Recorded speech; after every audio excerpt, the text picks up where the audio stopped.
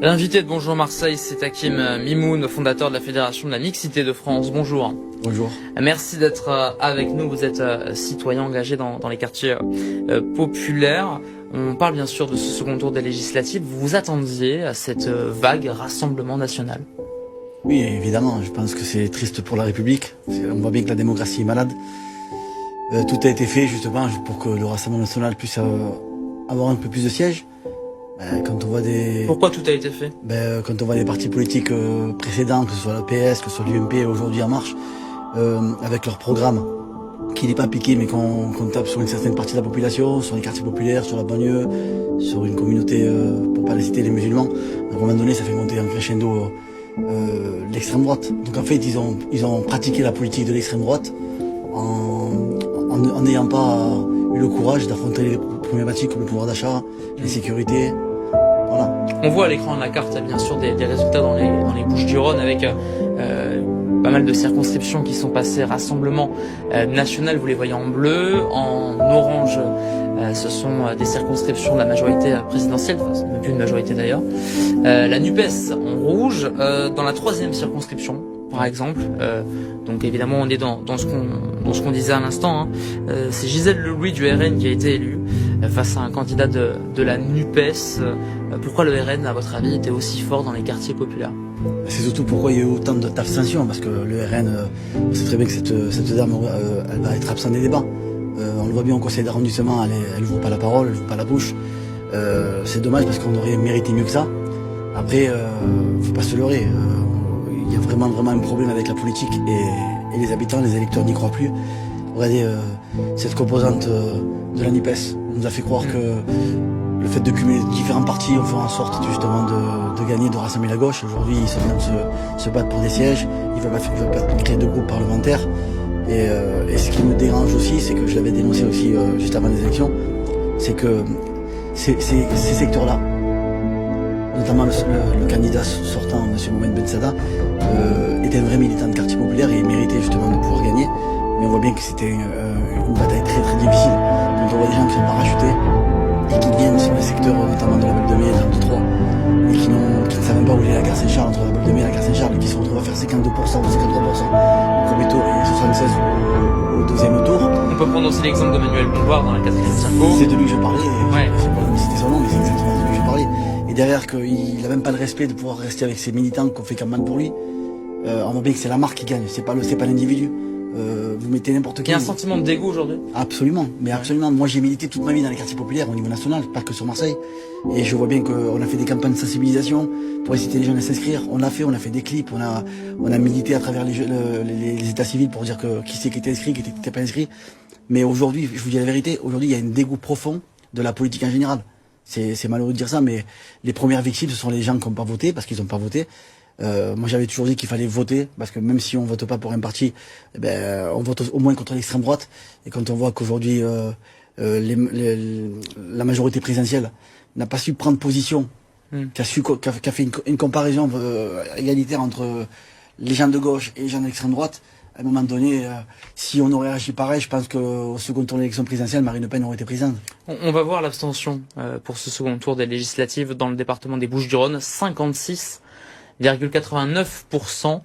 C'est un petit peu moins qu'en 2017. Ça reste quand même un électeur sur deux, quasiment, qui n'est pas allé voter dans le département. Là aussi, c'est surprenant ou pas? On est dans une continuité.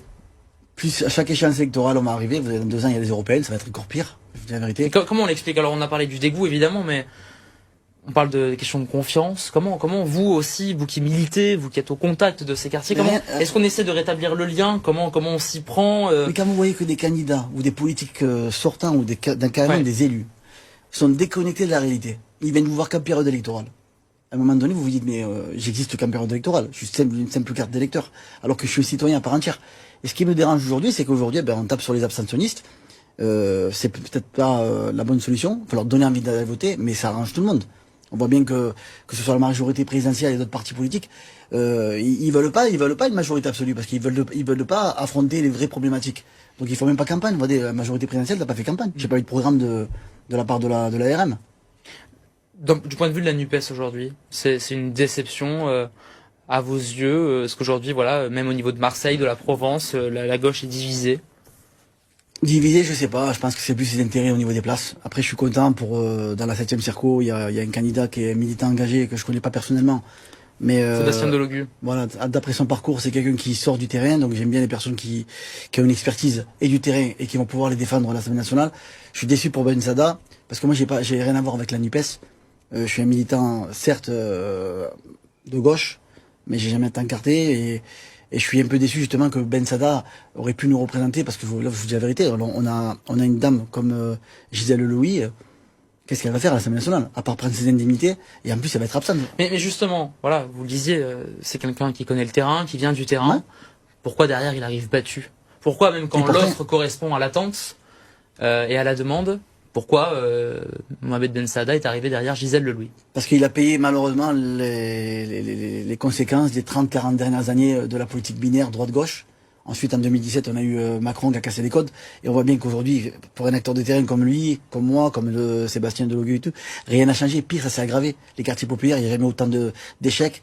Il n'y a jamais malheureusement autant de chômage qui a monté. Alors que je vous dis la vérité, il y a un potentiel fou. Quelles sont les attentes justement de ces quartiers aujourd'hui?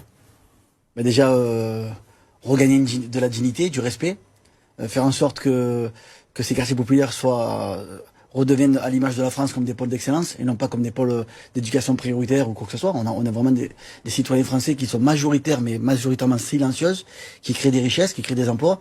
Moi, je côtoie des entreprises au quotidien, notamment une dernièrement, qui est en train d'exploser et jamais on en parle. On fait venir les caméras avec Monsieur Macron dans les quartiers populaires pour parler de drogue. Pour parler de règlement de compte, oui, c'est vrai, il y a ce fléau-là qu'il faut combattre, c'est une réalité. Mais c'est pas la majorité des habitants des quartiers populaires. Quand vous voyez qu'il y a, sur une cité comme la Castellane, il y a 7000 habitants, c'est pas 7000 habitants, c'est pas 7000 délinquants. C'est 7000 Français qui aspirent à vivre heureux, en paix et en harmonie. Rapidement, quand vous voyez l'hémicycle aujourd'hui, est-ce que vous êtes inquiet? Non, sincèrement non. Qu'est-ce qui peut nous arriver de pire? Puisque la politique extrême droite, elle n'a pas été menée par l'extrême droite, elle a été menée, comme je vous dis, que ce soit par Nicolas Sarkozy, par François Hollande avec Manuel Valls, et dernièrement avec Castaner. Donc aujourd'hui, on est dans une continuité, et plus là, il y a une proportionnelle qu'aujourd'hui, Marine Le Pen le demandait, Macron ne l'a pas fait, il avait promis, et Macron s'était engagé en 2017 à éradiquer le Front National, enfin le Rassemblement National.